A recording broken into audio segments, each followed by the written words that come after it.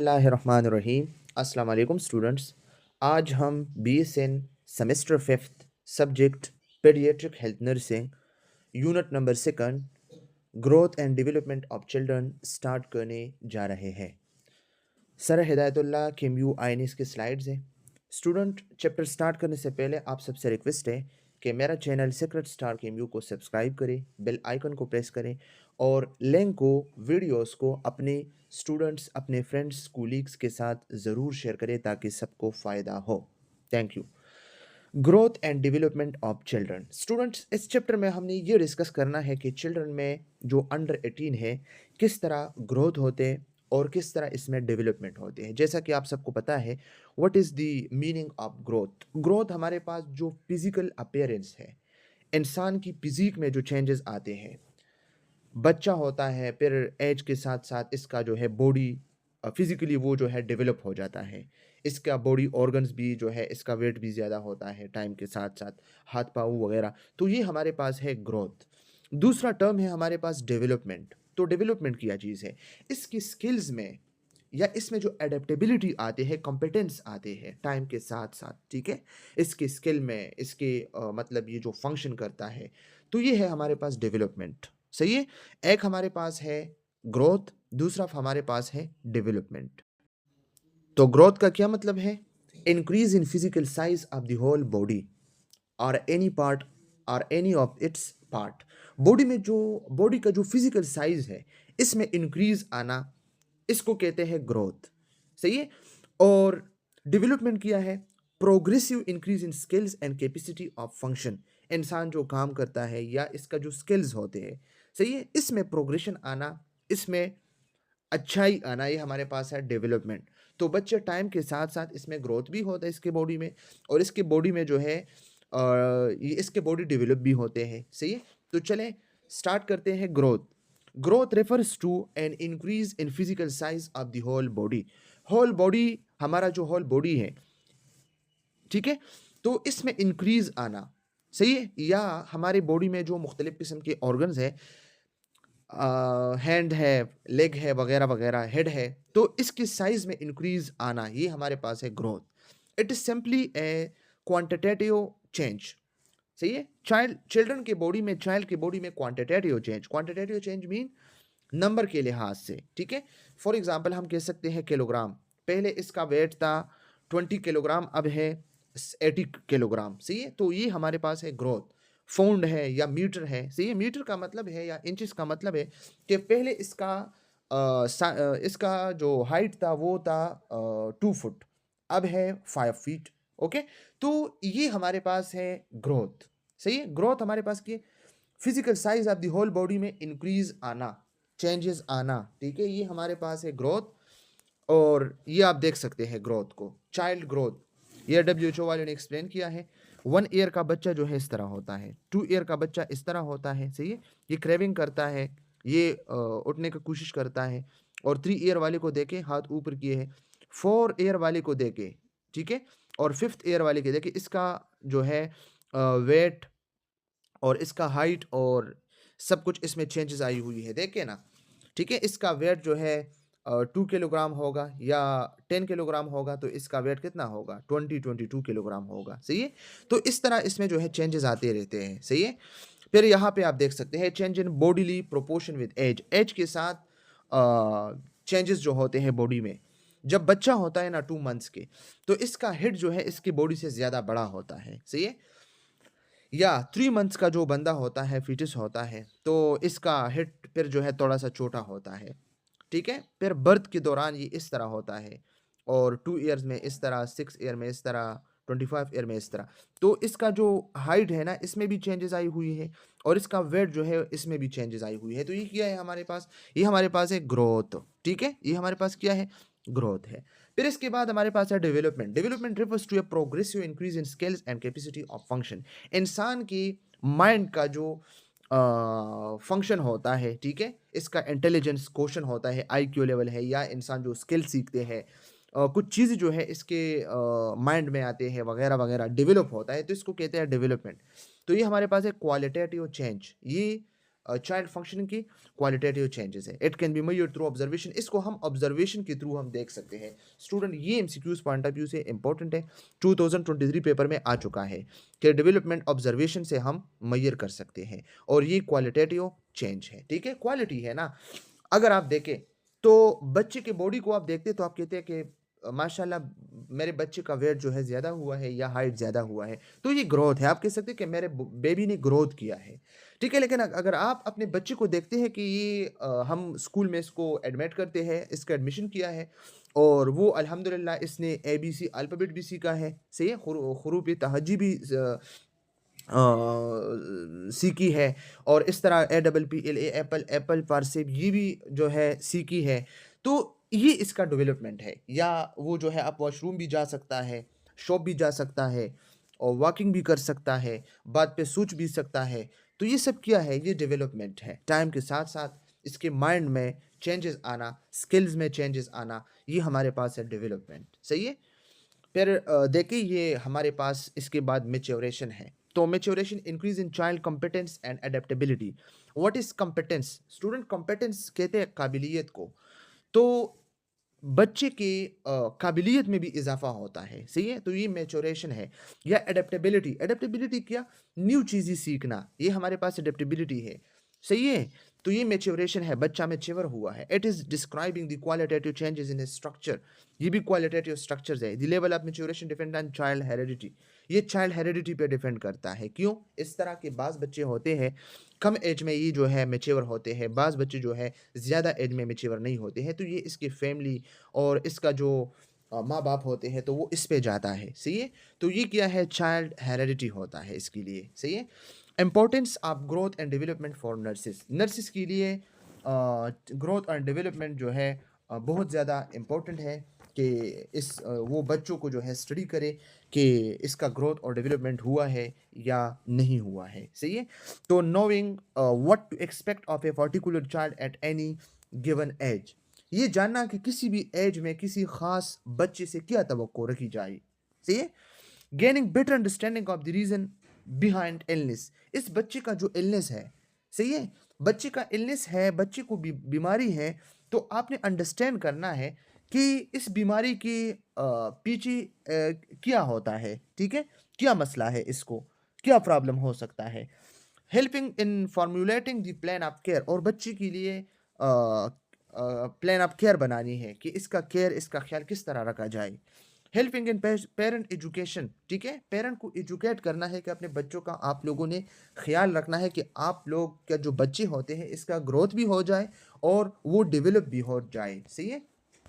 फिर इसके बाद हमारे पास है principles of growth and developments, ये बहुत इंपॉर्टेंट है स्टूडेंट, सही है। कंटिन्यूअस प्रोसेस, डेवलपमेंट और ग्रोथ एक कंटिन्यूअस प्रोसेस है।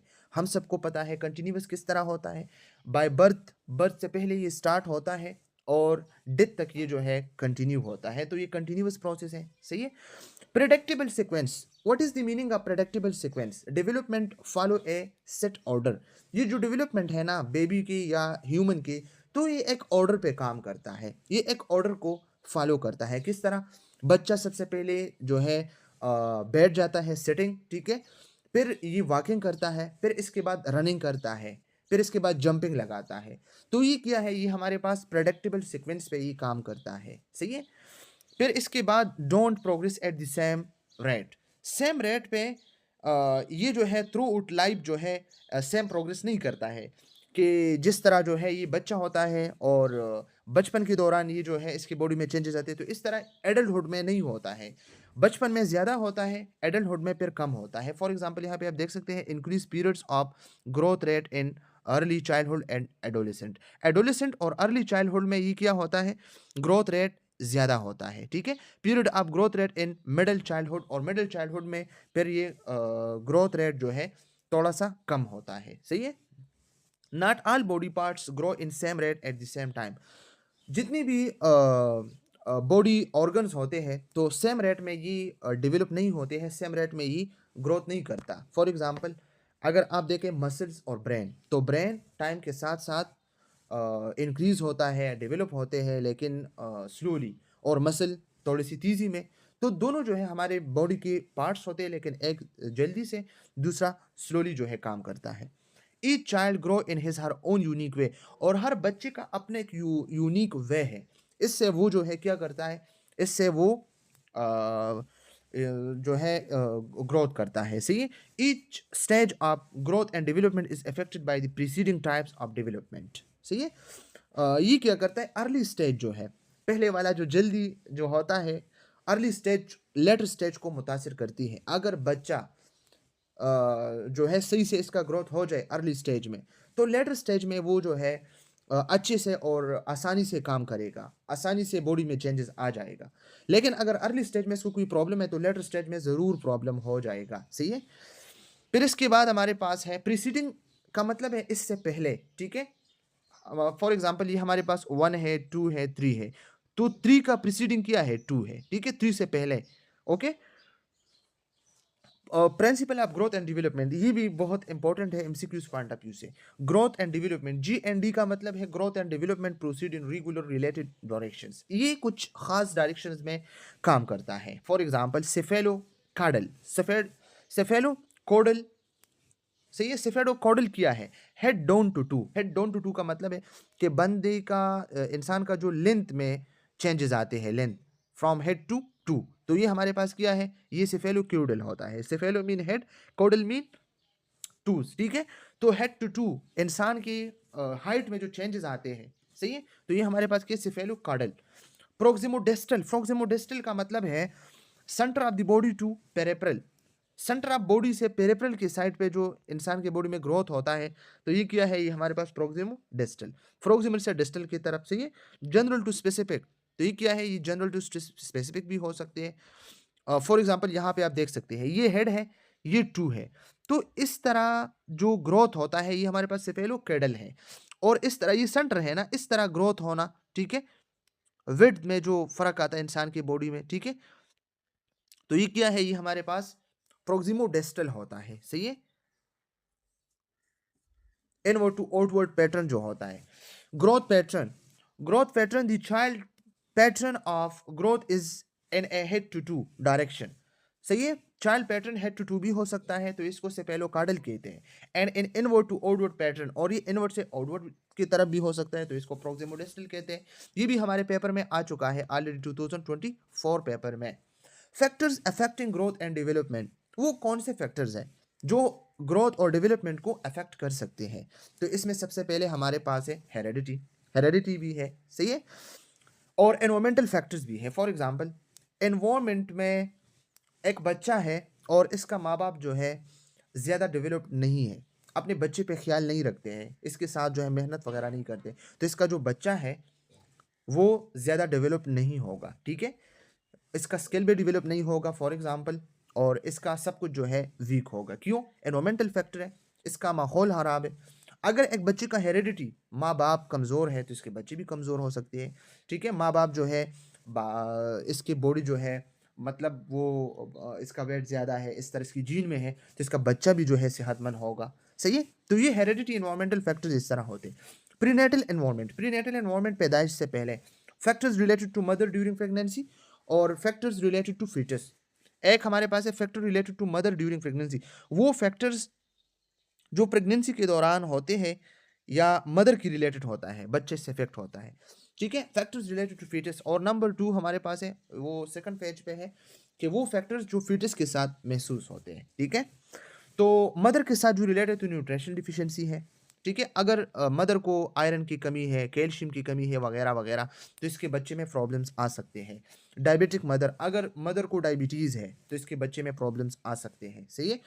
या फॉर एग्जांपल मदर को रेडिएशन की एक्सपोजर है, कैंसर है वगैरह वगैरह, या इस तरह वो किसी इंडस्ट्री में काम करता है जहाँ पे मुख्तलिफ किस्म के रेडिएशन है, तो इसके बच्चे इफेक्ट्स हो सकते हैं, इसका बेबी। ठीक है। Infection with German measles, German measle rubella भी कहते हैं इसको। ठीक है। रोबेला, तो ये कंजेनिटल डिफेक्ट्स को जो है काज कर सकते हैं। सही है। तो अगर मदर को जर्मन मीसल्स है, तो इसका बच्चा भी इफेक्ट हो सकता है। या स्मोकिंग, तो स्मोकिंग फॉर एग्जांपल अगर एक फीमेल टोबैको को यूज़ करते हैं, तो टोबैको क्या करता है, ऑक्सीजन और न्यूट्रिशनल सप्लाई को जो है रिड्यूस करते हैं, तो फीटस को ये चीज़ें नहीं मिल सकती फिर ना। ठीक है। तो ये हमारे पास है स्मोकिंग। और बाज़ जो है मदर मुख्तलिफ़ किस्म के इलेक्ट ड्रग्स या मेडिकेशन को भी यूज़ करते हैं, तो इस वजह से बच्चे की बॉडी पे मुख्तलिफ़ किस्म के असरात हो सकते हैं, सही है? फिर इसके बाद हमारे पास है factors related to foetus. Foetus के साथ जो फैक्टर्स रिलेटेड हैं, तो इसमें malposition in uterus. Malposition क्या होता है? माल पोजीशन ये है कि abnormal position of the foetus and the womb can affect growth and delivery. बाज़ औक़ात बच्चा जो है वो ओरिएंट होता है, इसका पोजीशन चेंज होता है यूटेरस में, ठीक है? तो ये भी जो है मुख्तलिफ़ किस्म के मसलों का सामना फिर पड़ता है, सही है? और फैल्टी प्लेसेंटल इम्प्लांटेशन। फैलिटी प्लेसेंटल इम्प्लांटेशन का मतलब है कि improper attachment or function of the placenta can impair nutrient and oxygen supply to the fetus। अक्सर ऐसा होता है कि प्लेसेंटा सही से जो है अटैच नहीं होता फीटस के साथ, या वो सही से फंक्शन नहीं करता, तो बेबी को तो जो ऑक्सीजन या न्यूट्रिशन मिलता है तो ये तो प्लेसेंटा से मिलता है ना, तो अगर सही से अटैचमेंट नहीं हुआ है, सही से फंक्शन नहीं करता है, तो बेबी को तो कुछ भी नहीं मिलेगा ना। तो ये प्रॉब्लम हो सकती है। पोस्ट नेटल एनवायरनमेंट, पैदाइश के बाद, ठीक है? नंबर फर्स्ट इसमें हमारे पास है एक्सटर्नल एनवायरनमेंट। नंबर सेकंड हमारे पास है इंटरनल एनवायरनमेंट। एक्सटर्नल एनवायरनमेंट में क्या है? Socio economic status of the family. Family का जो फाइनेंशियल कंडीशंस जो होते हैं, ठीक है? तो ये भी हो सकते हैं। अगर फाइनेंशियल कमज़ोर है तो फीमेल का सही से केयर नहीं होगा, इसका सही से जो है मेडिसिन वगैरह वगैरह ये जो होते हैं ये सही से यूज़ नहीं करेगा, विटामिन्स वगैरह, तो बच्चा कमज़ोर हो जाएगा, ठीक है? चाइल्ड न्यूट्रिशन ज़रूरी बात है। या क्लाइमेट एंड सीज़न, तो क्लाइमेट सीज़न एनवायरमेंटल कंडीशंस है, ठीक है? सीज़न चेंज है, क्लाइमेट चेंज है, बारिशें हैं वगैरह वगैरह, या तूफ़ान है, या इस तरह सैलाब है, तो सफ़र करती है फैमिली मुख्तलिफ़ किस्म के कमज़ोरियों से, मुख्तलिफ़ किस्म के प्रॉब्लम से। Child ordinal position in the family. Child ordinal position in family का क्या मतलब है? इसका मतलब है कि first child, second burn, second child, middle child, youngest child. ये क्या है? ये ऑर्डिनल पोजीशन है फैमिली में। इस बच्चे का पोजीशन क्या है फैमिली में? अगर ये बड़ा है, फर्स्ट वन है, तो लोग इसको ज़्यादा जो है अटेंशन में होगी, लोग इसका ज़्यादा केयर करें। लेकिन अगर ये सेकंड है तो फिर लोग इसको इस तरह टेंशन के साथ जो है डील नहीं करता, सही है? तो ये भी एक काज़ हो सकती है। Number of sibling in the family. Number of sibling in the family का क्या मतलब? हाउ मेनी ब्रदर्स और सिस्टर ए चाइल्ड हैज़। एक बच्चे का कितने ब्रदर्स और सिस्टर्स हैं, सही है? फैमिली स्ट्रक्चर क्या है? सिंगल पेरेंट है, एक शादी की है बाप ने, या एक्सटेंडेड फैमिली है, इसके बहुत सारे जो है बच्चे हैं और इसका फैमिली भी एक्सटेंड है और शादियाँ भी की है इसके बाप ने, सही है? फिर इसके बाद हमारे पास इंटरनल एनवायरनमेंट है। तो इंटरनल एनवायरनमेंट में क्या है? चाइल्ड इंटेलिजेंस है, आईक्यू लेवल जो होता है। आईक्यू लेवल अगर 75 है तो ये बच्चा बहुत ज़्यादा ज़हीन है, ठीक है? अगर 100 है तो ये बेहद ज़हीन होता है। अगर 75 से कम है, 50 है, 40 है, तो ये कम है, ठीक है? हार्मोनल इन्फ्लुएंस भी हो सकती है, इमोशंस भी होते हैं, सही है students? Types of growth and developments. फिर ग्रोथ और डेवलपमेंट्स के कुछ खास टाइप्स होते हैं, ठीक है? तो टाइप ऑफ ग्रोथ में क्या होते हैं? फिजिकल ग्रोथ है, हाइट है, वेट है, हेड एंड चेस्ट सरकमफेरेंस है, और फिजियोलॉजिकल ग्रोथ होते हैं जो वाइटल साइंस है, टेम्परेचर है, या हमारे पास जो है ब्लड प्रेशर है, पल्सेस है, सही है, रिस्पायरेटरी रेट है। तो ये सब चीज़ें हमारे पास क्या है? ग्रोथ में आते हैं, सही है? ये ग्रोथ है। और डेवलपमेंट के कितने टाइप्स हैं? मोटर डेवलपमेंट है, कॉग्निटिव डेवलपमेंट है, इमोशनल डेवलपमेंट है, और सोशल डेवलपमेंट होता है। तो मोटर डेवलपमेंट में क्या होता है student? Motor development growth of physical abilities. बच्चे का जो फिजिकल एबिलिटीज़ में ग्रोथ होता है, लाइक क्रेवलिंग, या वॉकिंग, या रनिंग, या ग्रेस्पिंग सम थिंग्स, ठीक है? तो ये सब क्या है? ये मोटर डेवलपमेंट है, सही है? और कॉग्निटिव डेवलपमेंट क्या है? कॉग्निटिव डेवलपमेंट हमारे पास progression of thinking, learning, problem solving and memory, ये सब हमारे पास कॉग्निशंस है, सही है?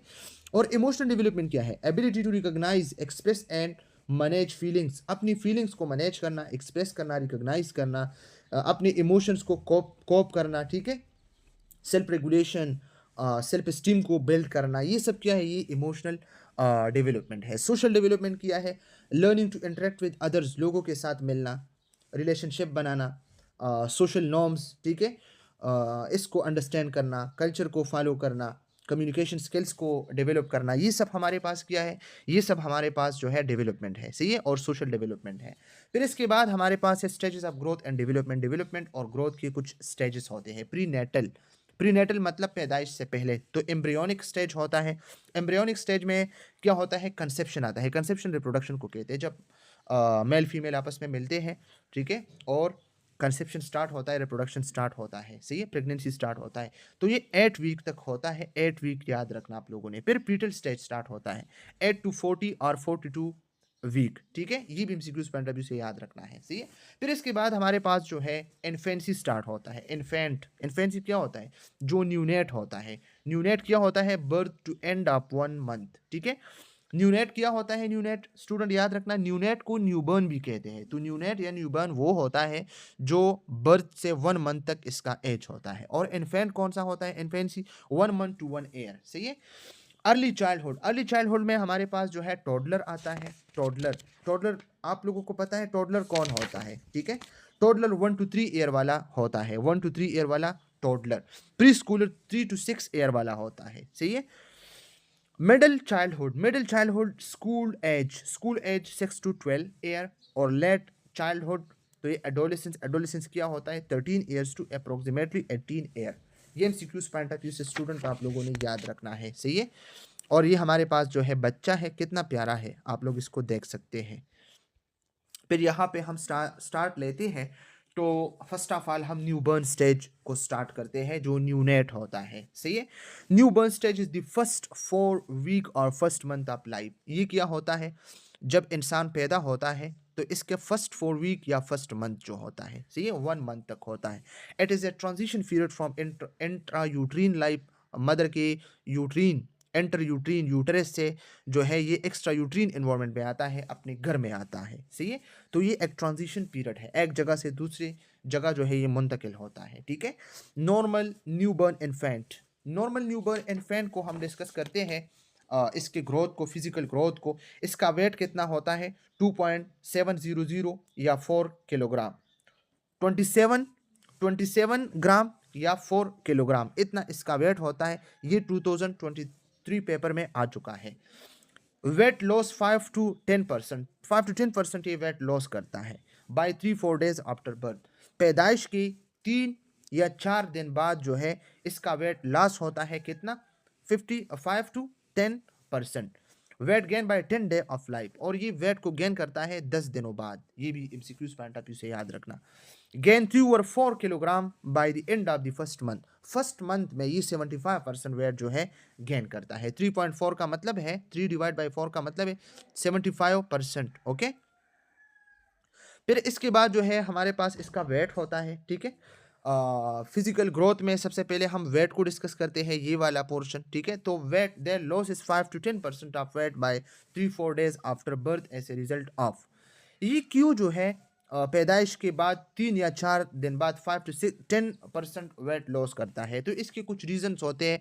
Withdrawal of hormone from mother, mother की तरफ से इसको जो हार्मोन आते हैं तो इसका विड्रा होता है, वो स्टॉप होता है, तो इस वजह से इसका वेट कम होता है, सही है, बच्चे का। Loss of excessive extra cellular fluid, और एक्स्ट्रा सेलुलर फ्लूइड्स जो होते हैं एमनियोटिक वगैरह वगैरह, या इसके बॉडी में जो फ्लूइड होता है तो वो भी कम होता है, वो भी लॉस होता है, तो इस वजह से भी वेट कम होता है। पैसेज ऑफ मेकोनम, मेकोनम क्या होता है, बच्चा जो फर्स्ट फीसिस या स्टूल पास करता है, सही है, तो ये क्या है, मेकोनम है। तो ये मेकोनम को पास करता है, यूरिन को करता है, तो इस वजह से भी वेट थोड़ा सा कम होता है। लिमिटेड फूड इनटेक, और ये फूड इनटेक भी नहीं कर सकता है, बहुत लिमिट करता है, तो इस वजह से इसका वेट जो है कम होता है, ठीक है। फिर इसकी हाइट को हम डिस्कस करते हैं, तो बॉय एवरेज हाइट कितना है 50 सेंटीमीटर, गर्ल एवरेज हाइट कितना होता है 49 सेंटीमीटर। लेकिन ये हम बात करते हैं न्यूनेट की, ठीक है, 1 मंथ तक जो इसका एज होता है। Normal range for both 47.5 to 53.75 centimetre. ये एमसीक्यूज पॉइंट ऑफ व्यू से आप लोगों ने याद रखना, ये नॉर्मल रेंज है दोनों के लिए। इसका जो हेड सर्कमफेरेंस होता है, तो हेड सर्कमफेरेंस कितना होता है 33 टू 35 सेंटीमीटर। ये 2023 पेपर में आ चुका है, पीडियाट्रिक पेपर में, पीएचएन पेपर में आ चुका है, केएमयू आइनिस पेशावर वाला जो पेपर था। Head is 1/4 total body length, body का जो लेंथ होता है ना, तो इसका चौथा जो हिस्सा होता है। फॉर एग्जांपल 100% में 25% जो है हेड होता है, बाकी 75 इसका बॉडी होता है, सही है। तो ये हेड सर्कमफेरेंस कितना होता है 33 to 35 centimetre. Skull has 2 fontanelles, anterior and posterior. हमारे बच्चे का जो न्यूनेट में जो फोंटेनिल्स होते हैं तो वो कितने होते हैं? 2 होते हैं, सही है? फोंटेनिल्स क्या होता है? इसके हेड में होता है एंटीरियर फोंटेनल और पोस्टीरियर फोंटेनल। इसको जब हम टच करते हैं तो हम ये इसी तरह सॉफ्ट होता है, ठीक है? सॉफ्ट सा होता है। तो इसको हम अगर इसको हम मतलब दबाते हैं ना तो इसके अंदर फिंगर जा सकता है, सही है? तो ये फोंटेनल्स होते हैं। ये मुख्तलिफ़ किस्म की सूचर्स होते हैं जो हमारे न्यूनेट्स जो होते हैं ना, आपने देखा होगा जब बच्चा पैदा होता है तो इसके हेड को वो क्या करता है, इसको कपड़े से जो है बांधता है। क्यों? इसकी बोन जो है खुली हुई होते हैं तो वो आपस में फिर जुड़ जाते हैं, सही है? Anterior fontanelles MCQs point of view से याद रखना है डायमंड इन शेप। ये इस तरह डायमंड शेप होता है। नेक्स्ट में हम इसको डिस्कस करते हैं डायमंड इन शेप, ठीक है? The junction of the sagittal, coronal and frontal sutures form it. ये 3 सूचर जो है आपस में मिलते हैं और ये इस एंटीरियर फोंटेनिल को बनाते हैं। Sagittal, coronal and frontal sutures, ठीक है? इसको हम डिस्कस करते हैं। Between two frontal and two parietal bones, 2 frontal bones होते हैं और 2 पेराइटल बोन्स होते हैं, तो इससे ये बन जाता है। 3 to 4 सेंटीमीटर लेंथ, इसका लेंथ 3 to 4 सेंटीमीटर है और 2 to 3 सेंटीमीटर इसका वेथ होता है। और ये ऑफ होता है, क्लोज होता है 12 to 18 मंथ्स ऑफ एज में। ये 12 to 18 मंथ्स तक ये होता है, फील होता है। फिर इसके बाद ये जो है नहीं होता है फील। ये आप देख सकते हैं junction of sagittal, coronal and frontal suture. तो ये आप देख सकते हैं कॉर्नियल सूचर्स, ठीक है? और फ्रंटल सूचर्स ये देख सकते हैं और सजिटल सूचर्स ये। तो इसने क्या बनाया है? एंटीरियर फोंटेनल को, ठीक है? देखा ना? तो 2 फ्रंटल बोन है और 2 पेराइटल बोन है, आपस में मिलके इसने ये वाला फोंटेनिल बनाया है, ठीक है? तो ये क्लोज होता है कब? 12 to 18 मंथ्स के बाद ये फील नहीं होता है, सही है? फिर इसके बाद हमारे पास पोस्टीरियर फोंटेनिल है। पोस्टीरियर फोंटेनिल ये बैक की तरफ होता है और ये ट्राइंगुलर होता है, ट्राइंगुलर। ये आप देख सकते हैं ट्राइंगल है ना, इस तरह है, ठीक है? Triangular, located between occipital and 2 parietal bone. ये ऑक्सीपिटल, ये ये पीछे वाला ऑक्सीपिटल है और ये वाला पेराइटल है। तो पेराइटल और ऑक्सीपिटल ने इसको बनाया है, सही है? Close by the end of the 1 to 3 months of age, और ये 1 to 3 मंथ्स एज में ये क्लोज होता है, सही है? तो ये एमसीक्यूज पॉइंट ऑफ व्यू से आप लोगों ने याद रखना। फिर इसके बाद चेस्ट सरकमफेरेंस, स्टूडेंट याद रखना, जो हमारे पास 33 to 35 सेंटीमीटर सरकमफेरेंस था वो हेड का था। अब चेस्ट सरकमफेरेंस है, ठीक है? It is 30.5 to 33 centimetre. ये भी 2023 पेपर में आ चुका है, केम्यू पेपर में। Usually 2 to 3 centimetre less than head circumference. ये हेड सरकमफेरेंस है 2 to 3 सेंटीमीटर लेस है, ठीक है? 30.5 to 33 सेंटीमीटर, ओके? फिर इसके बाद फिजियोलॉजिकल ग्रोथ है, ठीक है? फिजियोलॉजिकल ग्रोथ में क्या होता है? वाइटल साइंस होते हैं। तो वाइटल साइन में सिंपल इज दैट टेम्परेचर होता है। तो यूनिट का टेम्परेचर नॉर्मल कितना होता है? 36.3 to 37.2 डिग्री सेंटीग्रेड। ये क्लिनिकल और पेपर पॉइंट ऑफ व्यू से याद रखना। पल्स कितने होते हैं? 120 to 160 beat for minutes, okay? और रिस्पायरेशन कितना होता है? 35 to 50 सी per minutes, okay? Compression for minutes, ये याद रखना स्टूडेंट्स। बच्चों का न्यूनेट का ज्यादा होता है, एडल्ट का फिर ये कम होता है, सही है? ये आप देख सकते हैं रिस्पायरेशन। तो रिस्पायरेशन न्यूनेट का आप देखें तो नॉर्मल वेरिएशन कितने हो? 30 to 60 रिस्पायरेशन फॉर मिनट, सही है? Average 40 respiration for minute.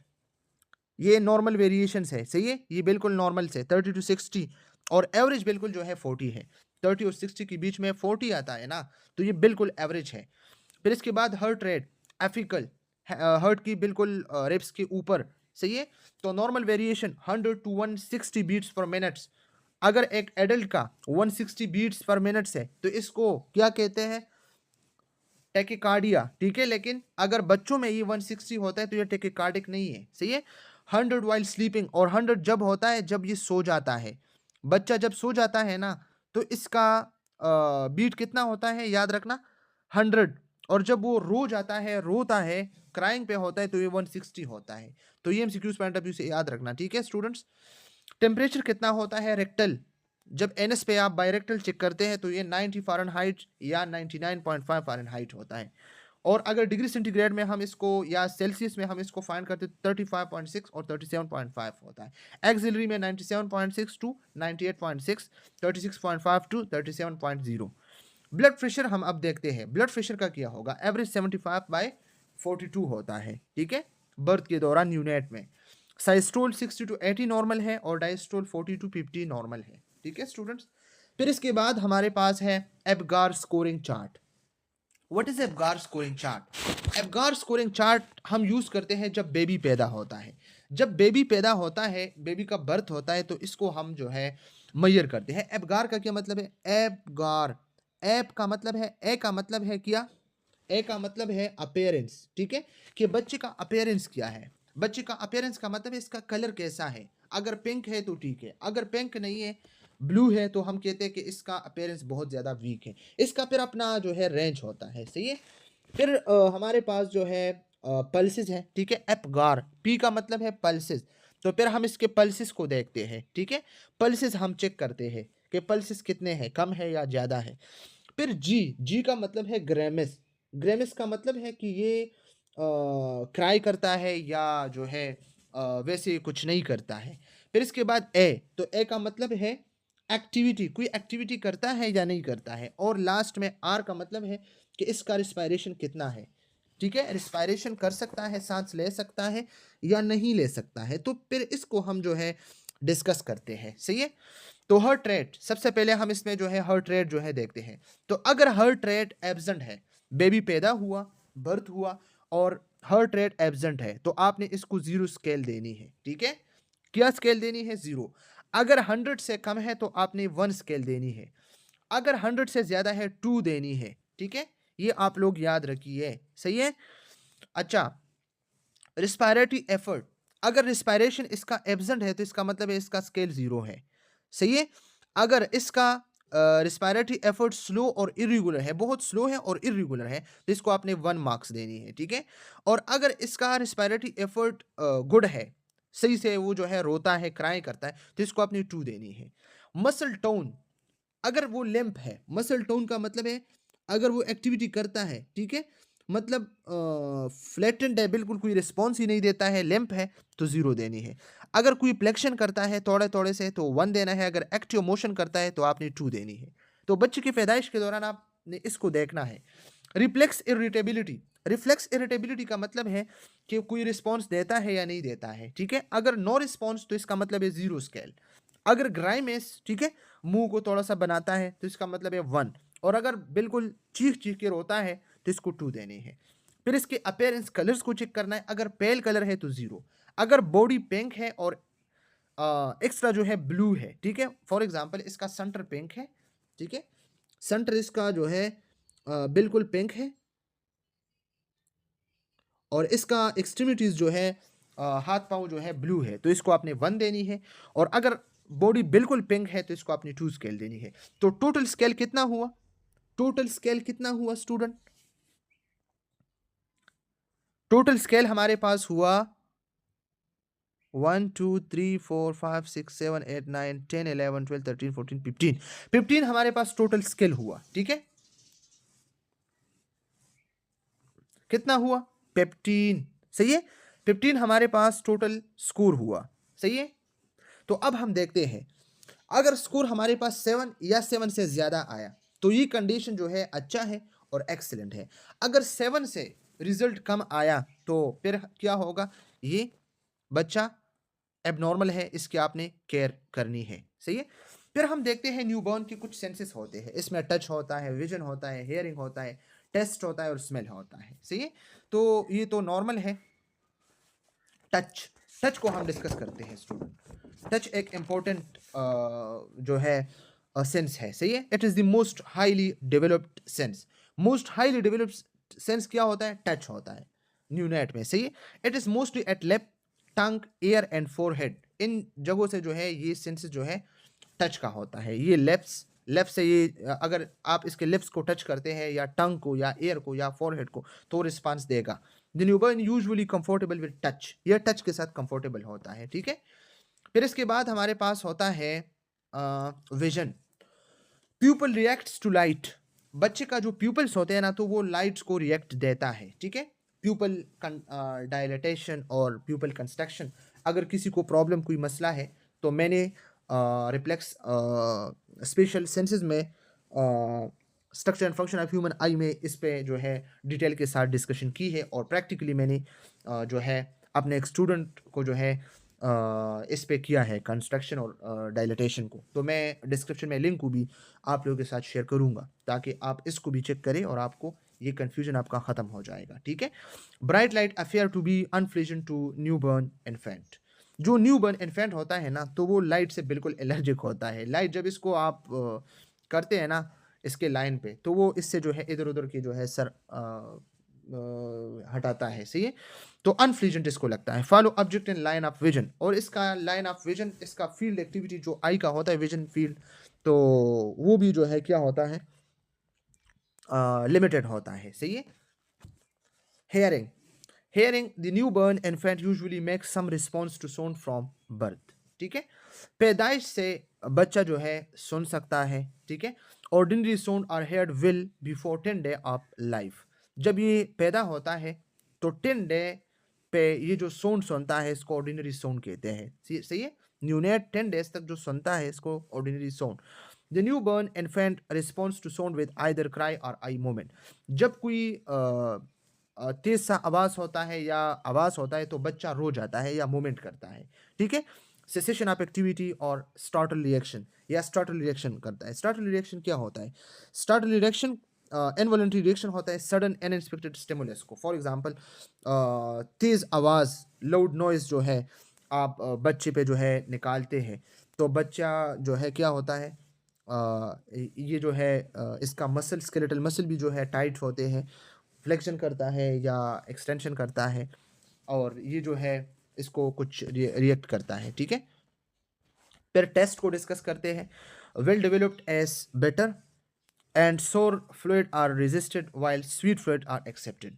बच्चे को आप कुछ दें तो जो सोर फ्लूइड होते हैं या बेटर, तो कड़वा जो होते हैं तो वो नहीं ले सकते, इसको रेजिस्टेंट पेश करते हैं, और जब आप इसको स्वीट देते हैं तो वो अच्छे से खा जाते हैं। Smell only evidence in newborn infant search for the nipple as the smell breast milk. और इस पे स्मेल भी लग जाता है जब ब्रीज्ड होता है ना, तो माँ की जो इसके मामा का जो ब्रीज्ड होता है, ठीक है, तो जब वो इसके लिप्स तक या इसके नोज को टच करते हैं तो इस पे स्मेल लग जाता है और वो इस पे जो है क्या करते हैं, सकिंग स्टार्ट करता है, सही है। न्यू बर्न इन्फेंट्स, ये नॉर्मल न्यू बर्न इन्फेंट्स है, इसको आप देख सकते हैं, ठीक है।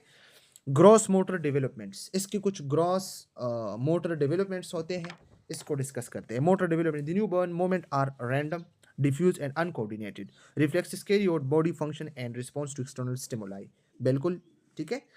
रिफ्लेक्सेस होते हैं मुख्तलिफ किस्म के, इसको वन बाय वन डिस्कस करते हैं। Fine motor development, hold thing in fist, वो हर चीज़ को अपने हाथ में जो है पकड़ जाता है, ठीक है, फिस्ट, अपने फिस्ट में। When crying he draw arm and leg to body, और जब ये रोता है तो अपने आर्म और लेग्स को जो है ओपन करते हैं, ठीक है। तो ये इस तरह ये बच्चों का रिफ्लेक्सेस होते हैं। स्वाल्विंग, ठीक है, किसी चीज़ को स्वाल्व करना, निपल को खास तौर पे। गैगिंग, अगर आप इसकी मुंह में आप फिंगर डालें ना तो वो गैगिंग करेगा, गैगिंग रिफ्लेक्स जो होता है, ठीक है। सकिंग, सकिंग भी कर सकता है, स्ट्रॉन्ग सकिंग करता है।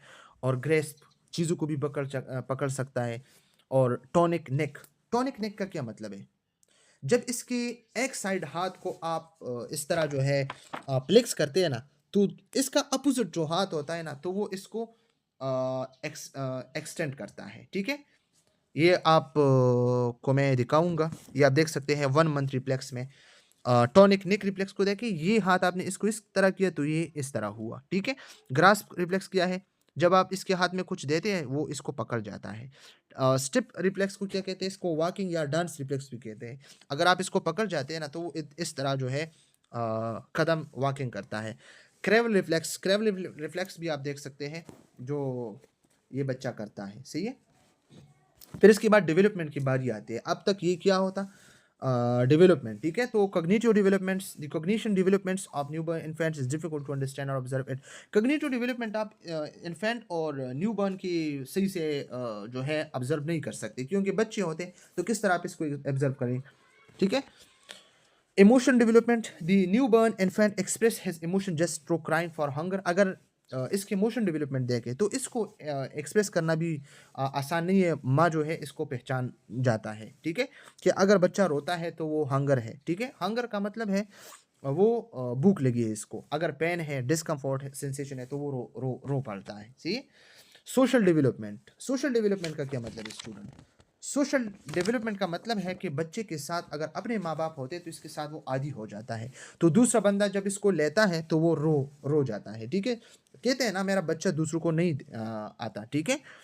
दूसरों के साथ ये जो है बलद नहीं है, ठीक है। तो ये सब जो है सोशल डेवलपमेंट। इंशाल्लाह कल हम पार्ट 2 में इन्फेंसी को स्टार्ट करेंगे और फिर इन्फेंसी को डिस्कस करेंगे। इन्फेंसी के बाद फिर हम इंशाल्लाह टोडलर को स्टार्ट करेंगे, ठीक है। तो टोडलर के बाद हम फिर pre Schuler, school child, adolescence, adulthood और ओल्ड एज, इसको हम स्टेप बाय स्टेप इस चैप्टर में डिस्कस करेंगे, ग्रोथ और डेवलपमेंट को। अगर किसी को कोई प्रॉब्लम, कोई मसला हो तो कमेंट सेक्शन में पूछ सकते हैं। Thank you so much.